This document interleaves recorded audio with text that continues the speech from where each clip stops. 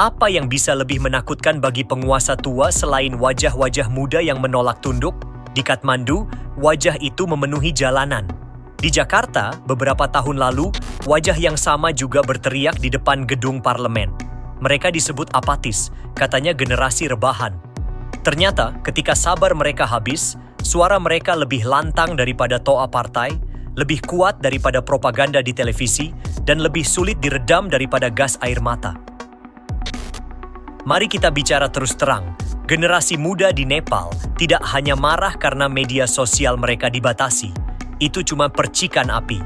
Yang sebenarnya membuat mereka meledak adalah rasa dipermainkan. Korupsi dibiarkan merajalela, elit politik silih berganti menjanjikan perubahan, tapi yang berubah hanya isi rekening dan rumah dinas. Anak-anak muda tumbuh dengan mimpi yang patah, sekolah tinggi-tinggi hanya untuk menjadi pengangguran atau pekerja migran. Lalu negara bahkan berani menutup pintu terakhir mereka, ruang digital tempat mereka bisa bersuara. Apa yang diharapkan? Diam dan menerima? Nepal hanyalah cermin. Jika kita berani melihat, pantulan itu jelas mengarah ke Indonesia. Ingat, 2019, saat ribuan mahasiswa, bahkan pelajar SMA, memadati Senayan.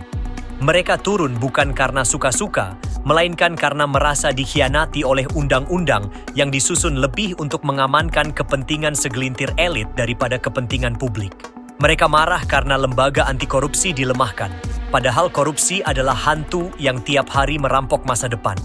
Mereka marah karena politik terasa seperti transaksi pasar malam, banyak lampu warna-warni, tapi di baliknya hanya tipu-menipu. Dan apa respons negara? Sama seperti di Nepal, retorika stabilitas, gas air mata, pentungan, stigma anarkis. Padahal, siapa sebenarnya yang menciptakan anarki?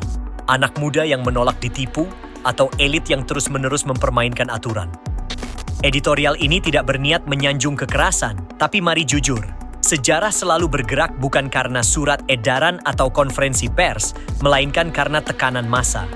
Reformasi 2098 lahir bukan dari meja rapat, melainkan dari jalanan yang membara. Nepal hari ini sedang berada di titik yang mirip. Dan jika Indonesia tidak belajar, kita mungkin akan kembali melihat jalanan Jakarta dipenuhi wajah-wajah yang sama dengan amarah yang sama. Elit politik sering mencibir Gen Z. Katanya generasi rapuh, gampang baper, hanya bisa main TikTok. Tetapi lihatlah, justru dari TikTok dan meme lahir energi politik baru yang tak bisa dibendung. Di Nepal, topi jerami dari One Piece jadi bendera revolusi.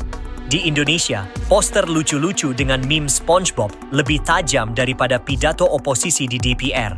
Gen Z punya bahasa sendiri, dan bahasa itu menohok lebih dalam daripada jargon ideologi usang. Pertanyaannya, apakah para penguasa mendengar?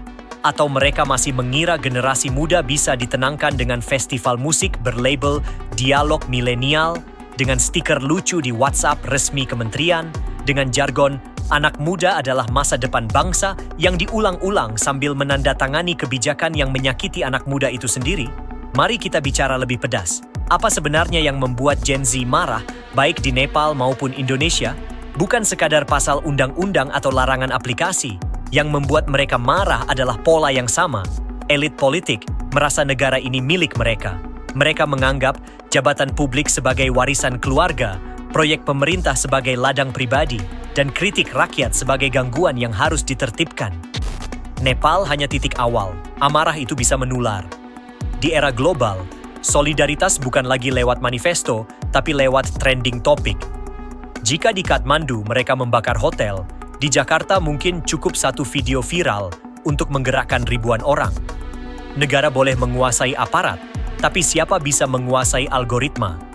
Namun mari kita juga realistis. Apakah amarah Gen Z pasti berujung perubahan? Tidak selalu. Di Indonesia, protes 2019 tidak berhasil menghentikan semua undang-undang bermasalah. Di Nepal, kita belum tahu apakah protes ini akan menghasilkan pemerintahan transisi yang lebih bersih atau sekadar mengulang pola lama dengan wajah baru. Tetapi ada hal yang sudah pasti. Elit lama tidak bisa lagi merasa aman.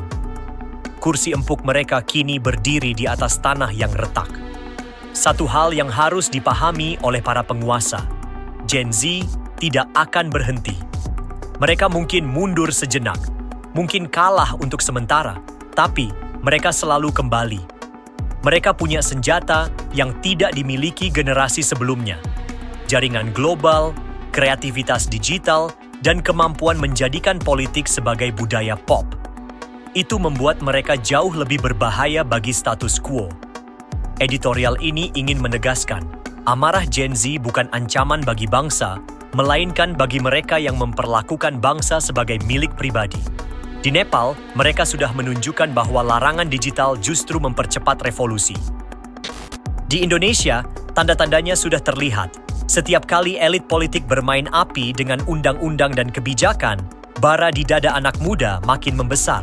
Kita mungkin bisa menutup mata, pura-pura sibuk dengan pembangunan citra, dengan survei elektabilitas, dengan perayaan seremonial.